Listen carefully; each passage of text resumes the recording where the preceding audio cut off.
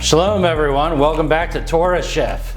Today we're going to do something very different than I've ever done on my channel, which I'm just kidding. We're going to do another pizza. We are a couple days into Unleavened Bread. My good friend John Hall over at the Cutting Edge, I'll leave the link below, part of the NYS TV family. He has challenged me to make a good unleavened pizza recipe and share that. So since he asked, I am here to fulfill that need of his, and hopefully everyone else that is watching is going to enjoy this as well. Like I said, we just got through with Passover a couple days ago. Hope you all had a blessed one, and we certainly did.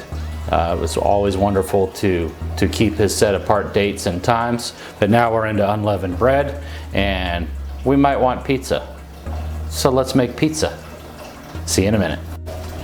All right, let's get started here. I have the ingredients laid out. As you can see, it's not a ton. Over here is this cheese and sauce, and we'll get into that. But we've got to obviously make the dough first. So we're gonna push these things out of our way. All the ingredients are gonna be listed below in the description section. So this is super simple. If you've seen before my Preheat bread recipe, this is very similar. What I want are layers of oily, flaky crust, but instead of putting this in the pan, we're gonna do it in the oven. We're gonna build it just like a pizza. So let's get started. I've got some flour here. This is actually a blend of just bread flour, einkorn flour, and a little spelt flour. You can use all-purpose flour, you can use bread flour. It really doesn't matter. Just know that you're gonna have a little bit of a longer resting period between being able to form if you use bread flour, because it has a higher gluten content. Would help if I take the thing off the olive oil. So we're gonna add about a tablespoon of olive oil to this. Hang on to that olive oil, we're gonna use it some more. I'd like to add a couple of teaspoons of salt. We need some flavor in the bread. And some water.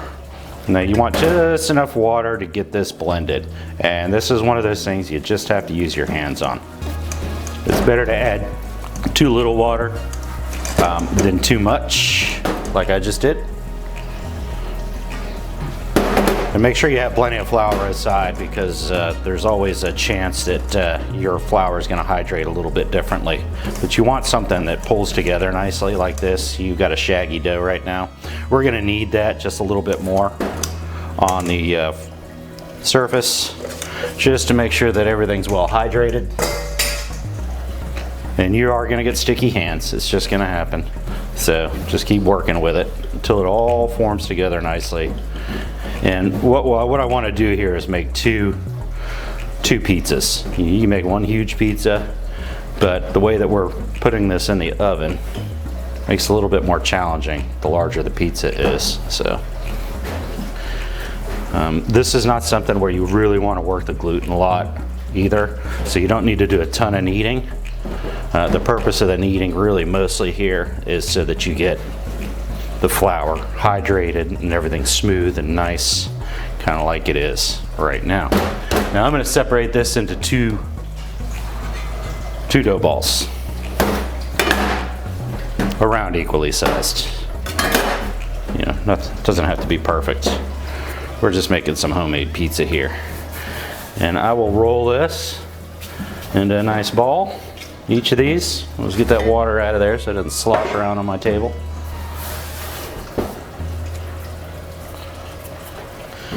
And because I didn't overwork this too much, I'm just gonna keep going through and get this, keep processing this. Also, this is a great tool to have. Always have a good bench scraper. So dust the board generously with flour, top and bottom. And just roll this out. You could hand stretch it, but I find that for this recipe and what we're doing, this will get it a lot thinner. You really want, when you're dealing with unleavened breads, you want a thin crust for the most part, because you want that, in this case, in this type of recipe, a crispy, crunchy type thing. So I'm going to finish rolling this out, and then we will skip to the next step, so you're just not watching me roll. Okay, here we're back. I've got two nicely stretched doughs. You could actually kind of make a roti with this, you know, throw it either on a hot pan and it'll puff up a little bit on its own, almost like a pita bread, and make a pizza there. But we're going to take this a step further, and this is also the method in which you'd make the burrata bread that I previously shared in a TC short. It's like a 1-minute video that kind of shows you how I go along and do this. So what we're doing, I'm putting good olive oil in here, and you know what? I'm gonna throw a few herbs in here just because I can, and I have them. This is oregano, parsley, a little basil, and as you can see, we are going to just roll this up. And what this is going to do is give it lots and lots of those flaky layers that I'm looking for.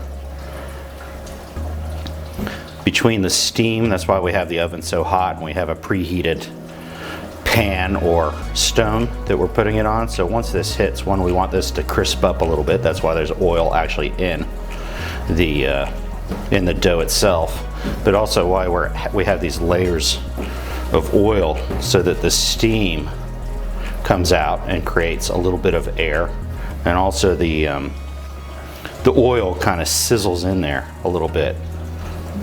And we just want to make sure we cinch that up really well. And then this is where you probably want to let it rest a little bit more. For the sake of time, I'm just going to go right through and flatten this thing out. As you can see, you've got a little bit of a spiral there. You're going to have to use an abundant amount of flour right here, because this will stick, especially as the oil seeps out of some of the layers.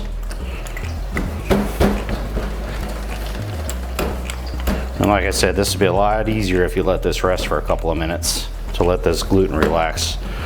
In this case, I did use bread flour, so it's going to be a little bit more of a struggle. Okay, we're back. So this took for both of these maybe 5 minutes total. I did want to spare you the time.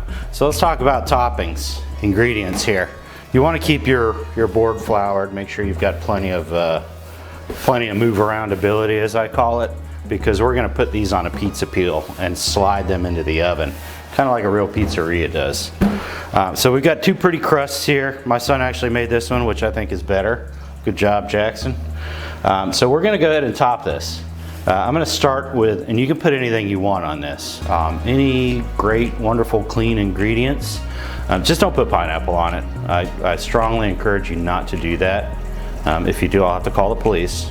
Actually, not really. What you do in the privacy of your own home is up to you. But moving on, I use a San Marzano tomato. But buy the best tomatoes you can buy. If you have pre-made pasta sauce or marinara sauce or anything like that, pizza sauce, it'll work just fine. You can put whatever you like to on here, except the aforementioned ingredient that we won't discuss. But these are San Marzano tomatoes. They are beautiful tomatoes from Italy. They don't have anything added to them. Tomatoes and basil are the two ingredients, and it's like a basil leaf that they pack in there. There's no calcium chloride, nothing wrong with that, but that makes a firmer bite on the tomato. This is just simple mozzarella. I prefer whole milk because of the way it melts. I don't think this is whole milk though, because of certain things that are going on in the world. Certain ingredients are scarce sometimes, so that's fine. Whatever you have, if you want to put cheddar on here, go for it. Make a cheeseburger pizza. A few more of those nice herbs. You can use dried herbs, and we're going to put a few pieces of turkey pepperoni on here. And one other thing, because I have it and I love it, I have some, well, really two other things. I like to put a pinch of salt on here, just a little Himalayan sea salt, not much. And one of my favorite things, one of my favorite cheeses for pizza and Italian food, this is Pecorino Romano. It's got a nice sharp flavor, really has a nice zing to it. It is an aged sheep's milk cheese. Doesn't take a lot to get a lot out of that. So if you have cornmeal, if you have semolina flour, that's ideal. If not, just put a light dusting of flour on your pizza peel. So some of you are probably saying, I don't have a pizza peel. Who has a pizza peel? Back of a sheet pan will work just fine. Don't use this side because it's hard to slide off. Steel sheet pan, aluminum sheet pan, whatever you have. I don't encourage the use of aluminum if you're cooking, but for sliding off, it's totally fine. If you have a wood cutting board, that'll work great also. That's actually probably better than the sheet pan. Either way, as long as you can get it off cleanly. So we are going to, I've lightly floured this. We are going to make sure that this slides well. We're gonna get the excess flour off though, because I don't know about you, I don't like burnt flour on my pizza. So there we go, we've got a nice slide. What I'm gonna do right now is I'm gonna slide this in the oven and I'll be back.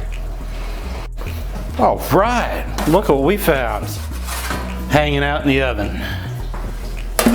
Boy, that looks good, it smells good too. Let's take a look at what we have here. Unleavened bread. Look at it still has a little puff in there. Let's just get you a little of that scraping sound. So you see, it's crispy. That's my microphone, yes, I'm a dork. Yeah, we'll give it a nice cut. If you're gonna be holding this pizza for a while, put it on a cooling rack so that you keep the crust nice and crispy. Now here's the test. And the key is, get your oven as hot as you can and preheat that stone. How does the crust look? Oh yeah, we've got some nice leoparding. You see you also have some crispy flakiness. This kind of brings me back to my college days when we had the party pizzas where those Totinos were. But this is probably a little bit better than that. So there you have it.